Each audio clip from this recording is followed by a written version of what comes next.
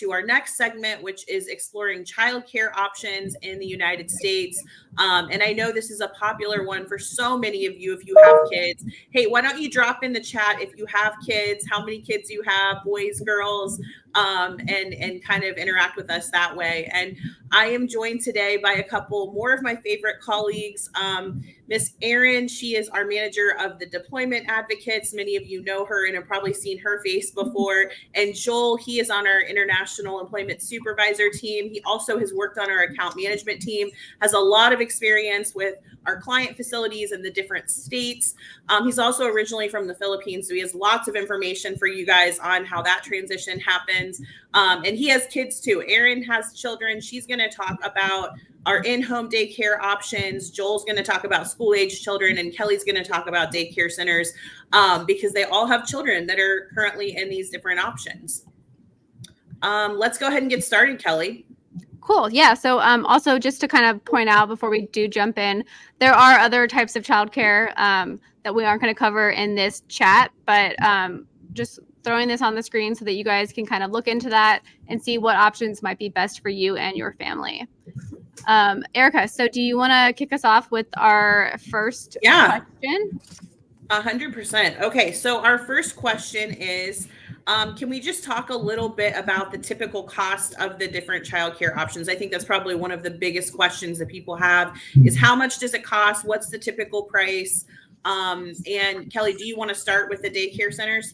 Okay, sure. Yeah, so the cost is going to vary by location, obviously. So the national average is anywhere from $1,000 to $1,500 per month per child, and can get as high as $2,000 per month in higher cost of living cities like San Francisco, New York, Chicago. So for daycare centers, which is kind of what I'm here to represent, the cost is also going to depend on the age of your child. So infants is going to have a slight premium than it is going to be for you to get care for your toddler.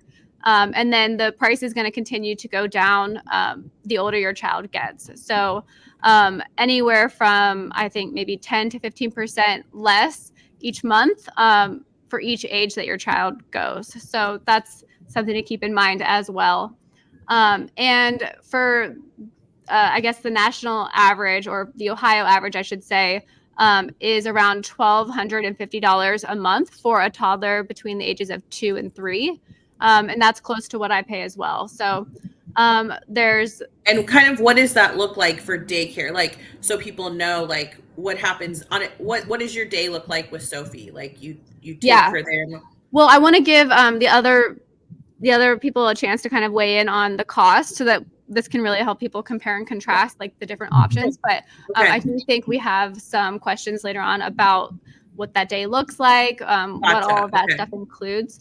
Another thing just to say before I let Erin kind of chime in is the cost could also change a little bit depending on the services that are included. So for me, I know that my daycare offers all of our meals and snacks, and they also offer the wipes. We have to supply our own diapers, but it's really helpful to have them be preparing the meals, and that gives us a lot of just free time back to not be preparing that. But would love to hear kind of Erin's point of view on what her experience has been with in-home daycare. So I first want to define in-home daycare. I know when I first looking at childcare options, I was a little confused on what all of them meant. So in-home childcare means I drop off my son to someone's home and there are other kids there, like a daycare center, but it's in-home. So my son is 1.5 years and he has been at 2 different in-home childcare with one. The first one was about $30 a day, and now he's in one $50 a day. So the difference in the two, so the first one he was in did not provide any meals. So that meant I brought breakfast, his lunch, his snack, his milk that he drinks. He's 1.5 years. So I brought all of that. So what he's in now is $50 a day, which is different, but she provides his lunch and a snack. So I only bring breakfast, which is really nice. And she's very structured too. So you're paying for kind of what you're getting. So she has a structured nap time. Maximum she has is about 6 kids a day, depends on the day. And she's really, really flexible, which is great. So if I need to change around some days, she's really easy to work with. Or if I need to swap out a day, if you have to guarantee most in-home childcare. So say you want to do 3 days when you first initially work with them. If you miss a day and say you were off work and you want to spend a day with your child, you typically have to pay that day. So that is one thing about in-home childcare, because it is their full-time job. It is a guaranteed day that you have to pay for.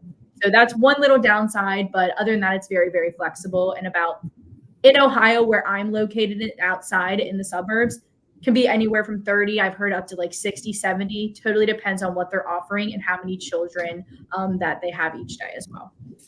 Erin, I'm going to pause you for a second, because a lot of the question we're getting is about, is this per child, or is this for, like, if you have 3 kids, you pay the same amount?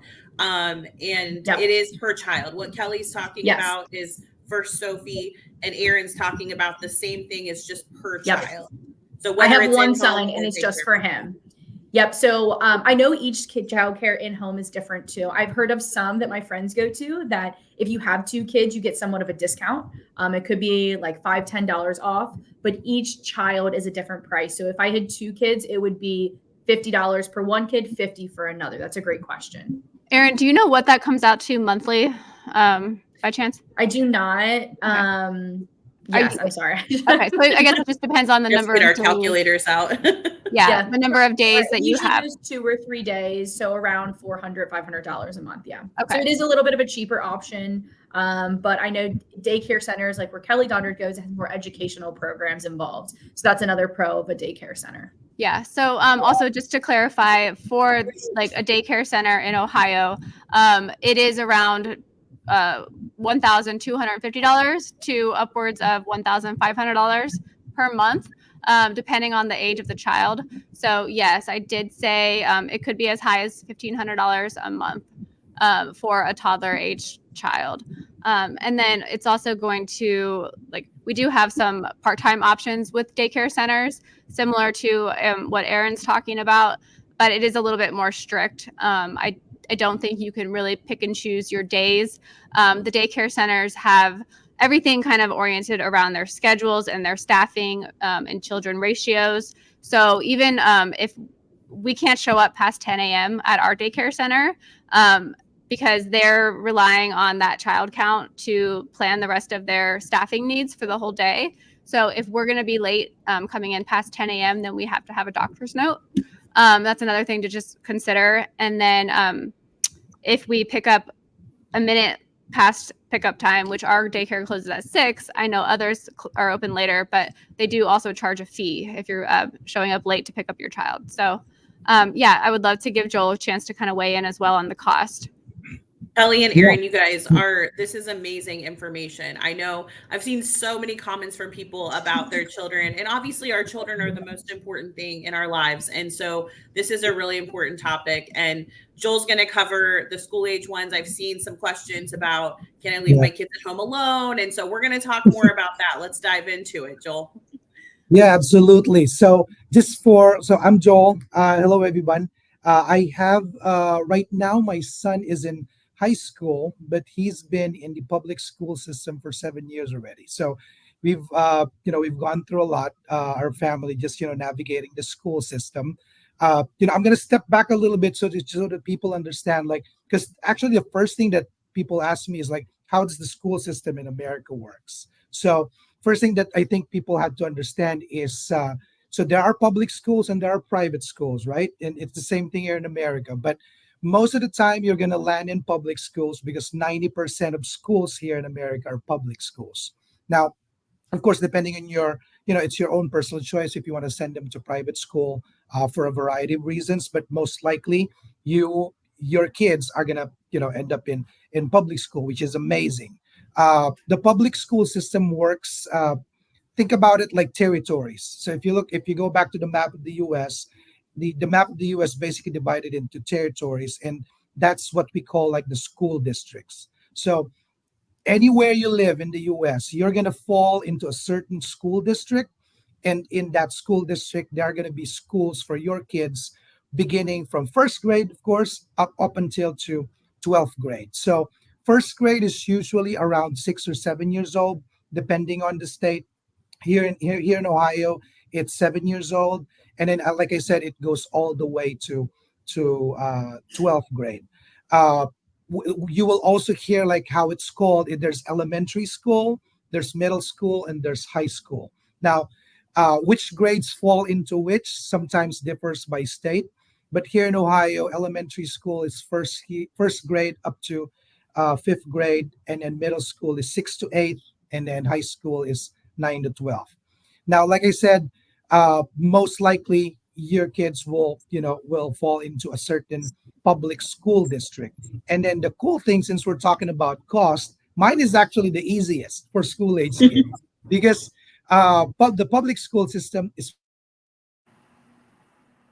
practically free. So, like I said, you land on a location, there's a school district that serves that.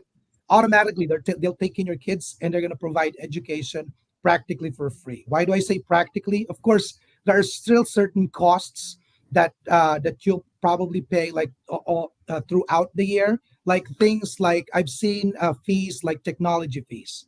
So this is a small fee for like when the school gives out like updates the iPad that the kids use. They'll maybe charge you maybe $50 for the whole year for technology fees. Sometimes certain subjects, like I've had my son doing some work in his engineering class because he's in high school now, and then they went on a field trip. So of course you're gonna pay some cost for that field trip. But the basic instruction, so math, English language arts, social studies, science, the core subjects that they need to learn, those all come for free. And there are other things as well that come for free, like the food that they get at school is also free because there's food in the cafeteria. They just line up every day during recess and they get the food there. And then the coolest thing that I found, especially when we just moved here to the US, that was really helpful, even the busing system. So the school bus, maybe when you search the US, sometimes one of the images that you see is that big yellow yellow striped school bus. That is truly an American thing because all those public school districts that I told you about, like I said, 90%, right, of the US, those are all served by the school bus. So you don't have to worry about how the kids get to and from to school. So those are also part of like what's provided. You don't pay for that. And yeah, your kids get picked up in the morning. The times of school varies, of course, by state, but it ranges around. School starts between 7:30 to 8:30. Like I said, varies by state, and then ends around 2:30 to 3:30. Uh, that's pretty consistent. What differs as the grade level changes are the breaks. The younger the kids are, there are more breaks because, as we know, kids, have a little shorter attention span, so they need more times for recess, more times to get out, and have physical education, PE.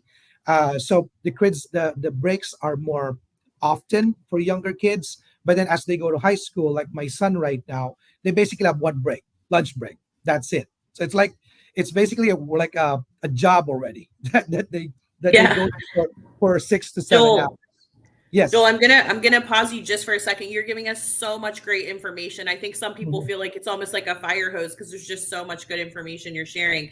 We had a couple questions. So Mhm. the first one was, is kindergarten a part of the public school system?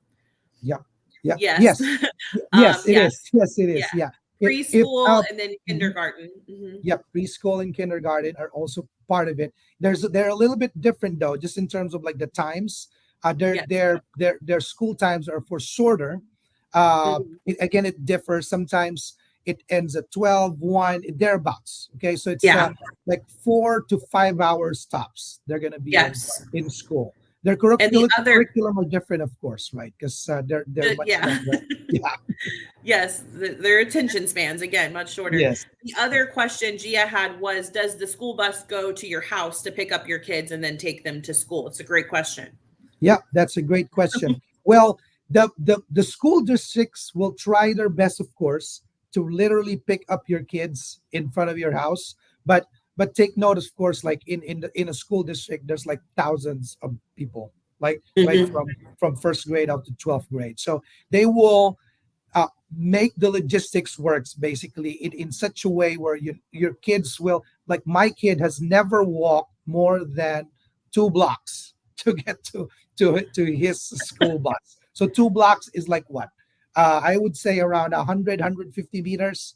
So they never walk more than that to get to the school bus. Sometimes you get lucky, they literally drop it off like right in front of your door. So Yeah.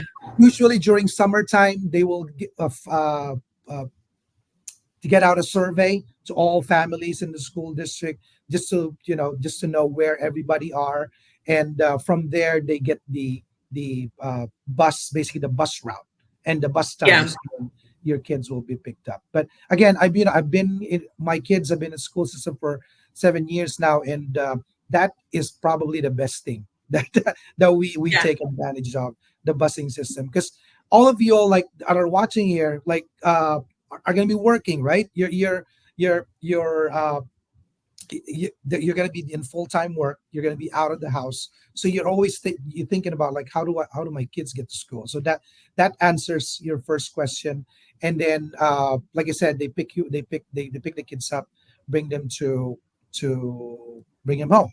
So another thing that I wanted to talk about as well is like, so the schedules, I talked about the schedules. It ends at 2:30 and 3:30. Some of you all might ask like, okay, first thing, I think I saw one question already a while ago, like can I leave my kids alone, like in at home?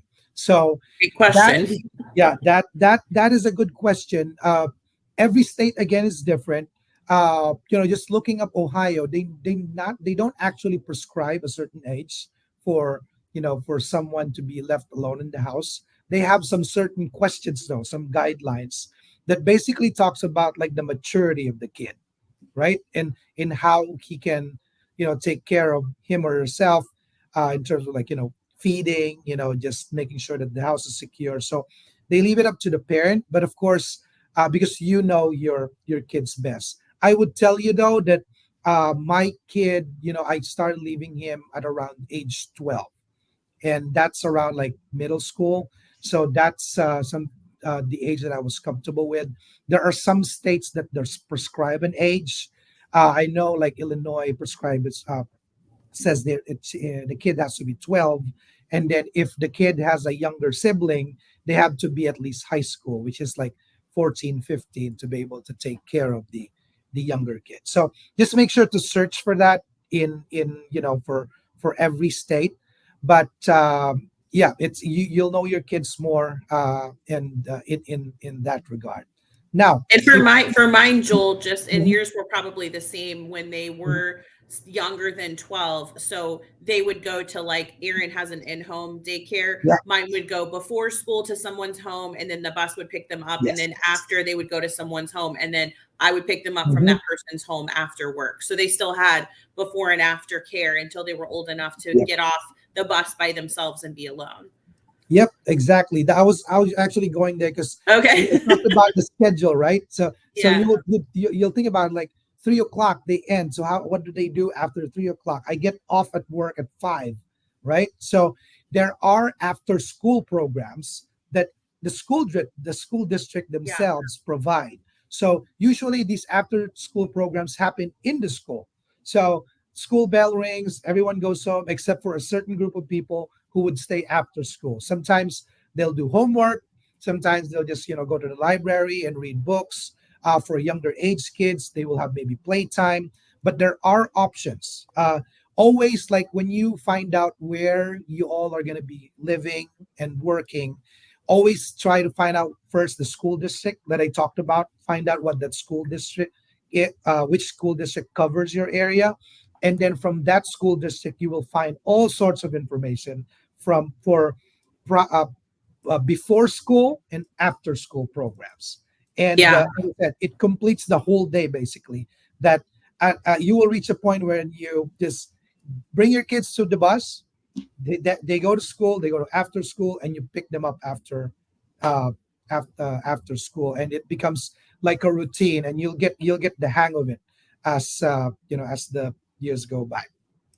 Joel, I'm seeing a few questions about, and I don't, were your kids, when you immigrated Mhm. here, were they immigrated and started school? How was the school system for them integrating from coming from the Philippines, for Mhm. example? Because I'm seeing some questions from people about their Yeah. kids coming and how that works in the public school system, if people Mhm. support them and that kind of Mhm. thing.